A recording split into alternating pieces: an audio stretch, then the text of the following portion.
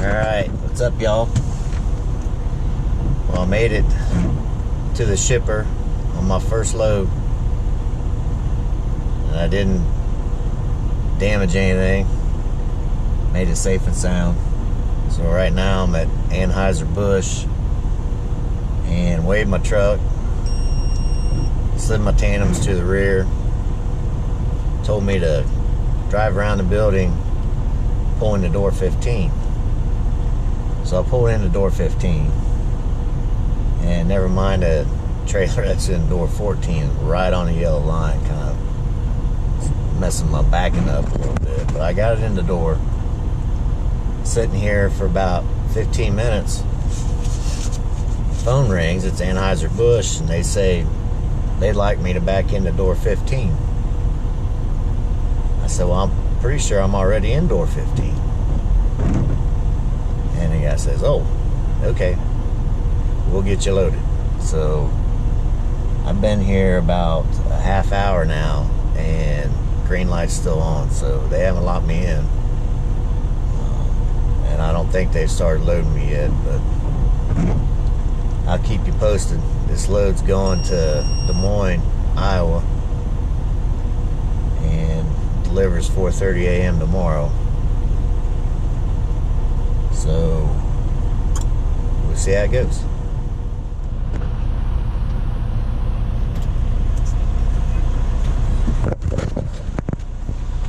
Alright. Made it to Des Moines, Iowa, to Dole Distributing.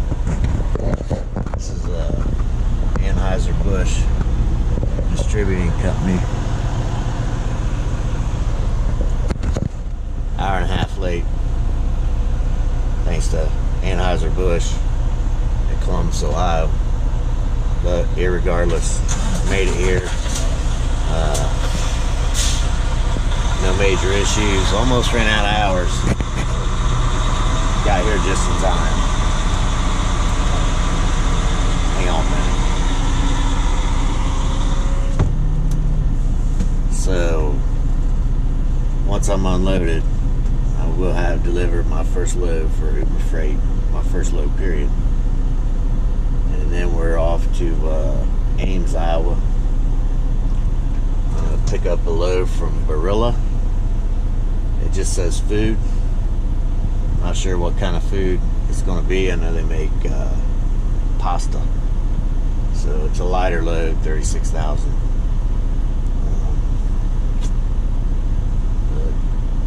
I've only got about an hour to get unloaded here to make it over there on time. So hopefully these guys will pull through for me here, get me unloaded so I can get over there on time for that pickup. We'll see.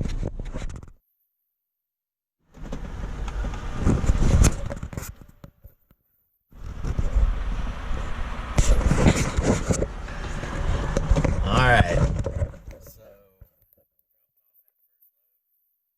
Late.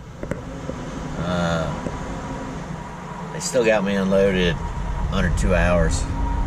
I got out of there under 2 hours. So that was good. Made it to my next pickup on time. 5 minutes early. And I've been here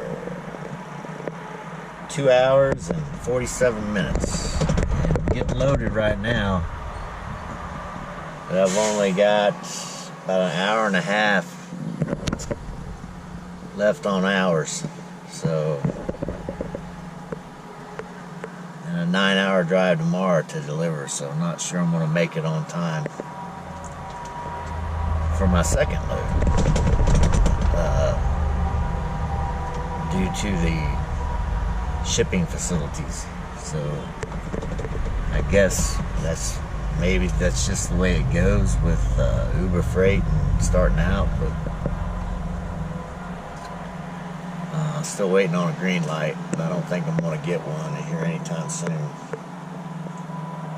So may get stuck at that rest area down the road for the night, but hopefully not. Hopefully I can get to the truck stop, get a shower, get cleaned up, fuel up, replace a headlight. And I lost the headlight last night. It was a nervous wreck. Drove all night with either the high beams on, or probably pissed a lot of people off. Or the one headlight couldn't see shit. But that's where we're at right now. We'll get to my next drop off. I'll be back. Alright, what's up, y'all? I know I said I was gonna document my first trip by video, and that didn't happen. Documented part of it, which you've already seen, and then had an issue that rattled me a little bit, and then got way behind on my delivery, my hours. Just didn't feel like recording the rest of it. But to kind of catch you up on that trip, went from Dole Distributing in Des Moines, Iowa to Barilla in Ames, Iowa. And I think Ames, Iowa was the last video that I made. And pulled out of Barilla with a half hour left on my hours. And there was a Flying J about 45 minutes away, and I couldn't risk it. So I ended up stopping at a Come and Go, a little truck stop there on I-35. Real small place, only had 2 fuel islands, and really no other amenities other than a normal gas station would have. And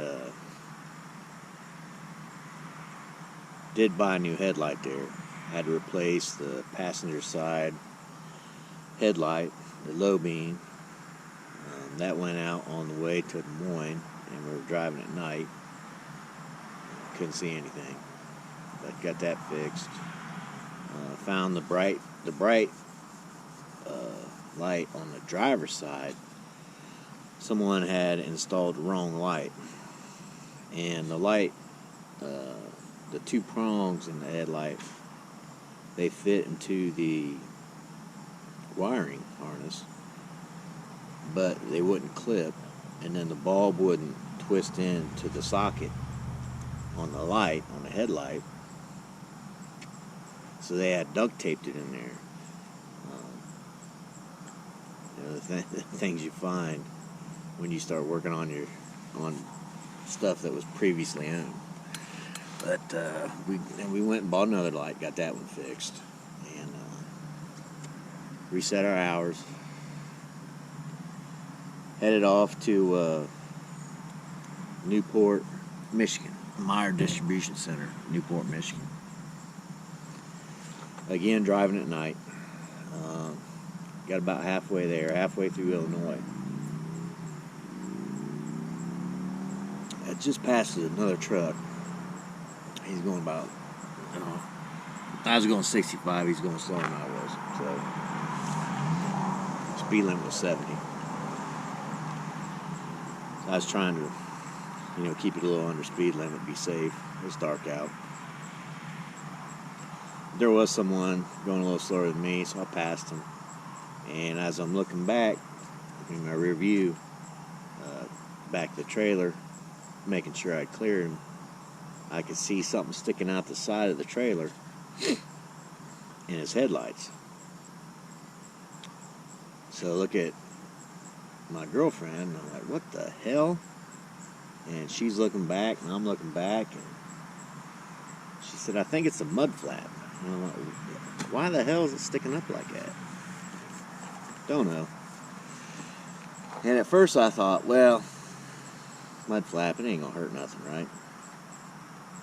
But then my OCD got the best of me after about 2 minutes. And I'm like, I gotta pull over, I gotta see what that is. Pulled off the next exit on the off ramp. Was on the off ramp. Got out and looked, and the mud flap had gotten pulled back into the trailer tires, and it pulled it up against the trailer, and the frame that the mud flap was mounted to was rubbing the outside tire on the trailer, and it had rubbed it down to the belts. So got a ratchet strap and I tried to pull it back out. Couldn't get it. Had to call roadside service.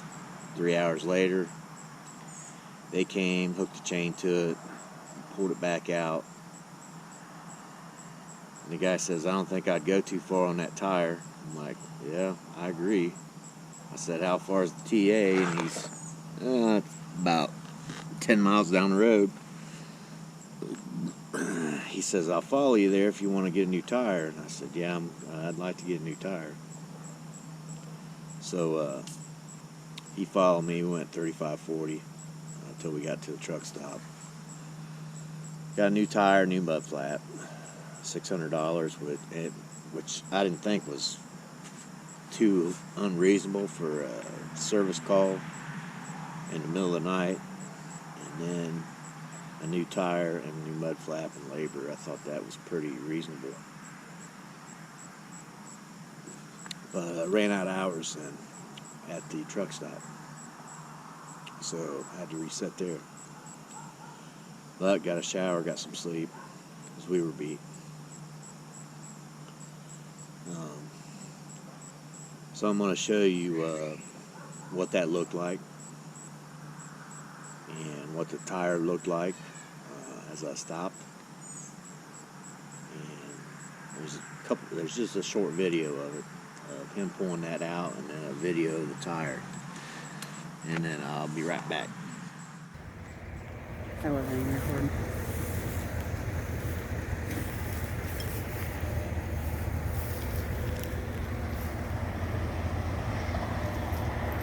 Look at this. Shit.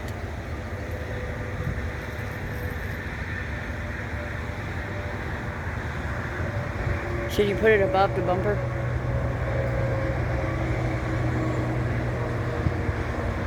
Did you hear me? Put it above the bumper.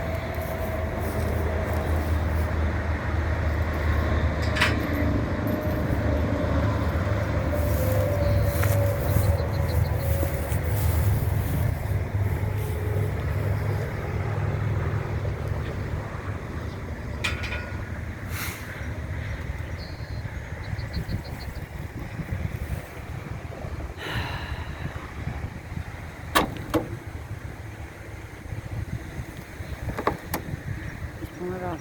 Keep going.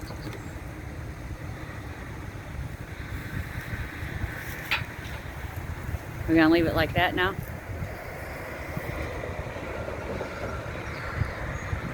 It's not rubbing. Huh? It's not rubbing.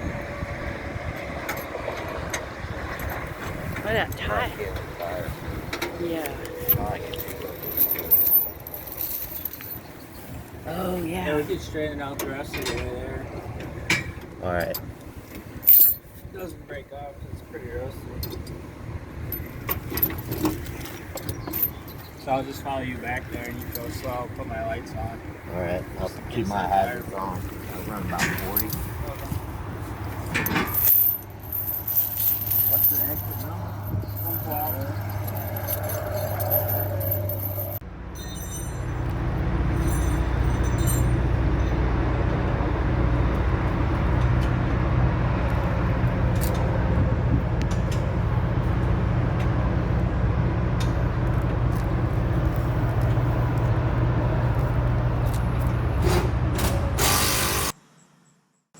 So got everything fixed, got my hours reset, heading to Michigan, not too much trouble. Some construction on I-80 when I got off the exit for 75. The ramp to I-75 North was closed. No warning, no signs, no nothing. Damn near drove through the road closed barricade because that was the only warning that they had. and had the exit completely blocked off, road closed. Had to get back on 80, which is a toll road there in that part of Ohio. Go about another, I'd say, 5 miles east. Got off, I believe, on 480, the outer belt around Toledo, and had to take it up and backtrack around, get back on 75 north. Finally made it to the Meyer Distribution Center, which at least was well lit and had a big sign so you knew where it was. Pulled in there and it said all OTR trucks go to the bullpen, and it had an arrow. So I followed the arrow into a big parking lot. Didn't say it was the bullpen, but evidently it was. Parked my truck there, walked to the guard shack with my paperwork. None of the numbers on my paperwork matched their pickup number. I had to go back to the truck, call my dispatch. They gave me a pickup number, went back to the shack, wrong number. So he says, well, give me your PO number. Let me look it up by your PO. And I thought, if you could look it up by my PO number, why did you send me back to my truck to call my dispatcher? This is at 2:30 in the morning. To get a good number, if you could look it up by the PO. That made absolutely no sense to me. But at any rate, the guy was being an ass at first, but then, I tried to act humble and let him know that I was, this is all new for me. My second load. He calmed down a little bit then, and then he said they don't really unload any dry product, so they got one warehouse just for dried food. And I had a load of noodles from Brill, so he says they don't start till 7 a.m. They don't come in till 7 a.m. So he says, just go back to your truck. When they're ready for you, they'll give you a call on your cell phone. They'll tell you what dock to go in. So I told him, thank you, appreciate it. He says, go get some sleep. You look tired. I was tired. Went back to the truck. We went to sleep. They called me about 6:30 in the morning. Told me to back in the door 4:57. So drove around. They verified my seal at the guard shack. Drove around, and they had me cut my own seal, open the door, slide the tandems to the rear, back it in the door 457, which was another alley dog, but didn't have too much trouble. I think I pulled up twice on that one. Got it in the door. Half hour later, guy comes out, locks the brakes on my trailer, puts the chalk between the trailer tires, and starts unloading me. It took him 3 hours to unload that trailer from the time he chalked the wheels until he got it unloaded. Either it was his first day or he was just taking a sweet old time. But ran out of hours again at the receiver. And I didn't realize when I left on this trip, which is my first trip, there was something called personal conveyance in your hours of service. A provision that allows you to drive to the nearest available parking, rest, truck stop area if you're at a shipper or receiver and you run out of hours while you're being loaded or unloaded. And the only way I found that out was because the day before I was pushing my hours, and I read about it. I think it was on a landline. article on the internet. It said you could use personal conveyance, and as I ran out of hours there at the shipper, I pulled it up on my ELD, and it had a personal conveyance option, which I selected, and that allowed me to drive after I got unloaded. I had to go about 2.5 miles to a Love's truck stop, so that ended up working out, and I got there, reset my hours, and then deadheaded home about 100 miles from Newport, Michigan to home. So we deadheaded that and got home. Pretty decent time. Enough time to enjoy a few drinks and take a hot shower and go to bed. But overall, it wasn't bad. You know, I got myself a little worked up there about halfway through the trip, and didn't really get calmed back down until I was heading on the way home. And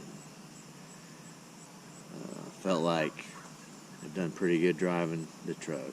I mean, when got to Dole Distributing there in Des Moines, I mean, that place was in a residential area, and I'm driving down the street, there's houses on both sides. I had to make a left, a right, and a left just to get in. It's pretty tight, but I didn't hit nothing. No curbs, no signs, didn't hit any other trucks, even though we were at 4 different truck stops, a couple of rest areas. Wasn't too bad. Learned a lot. Apparently,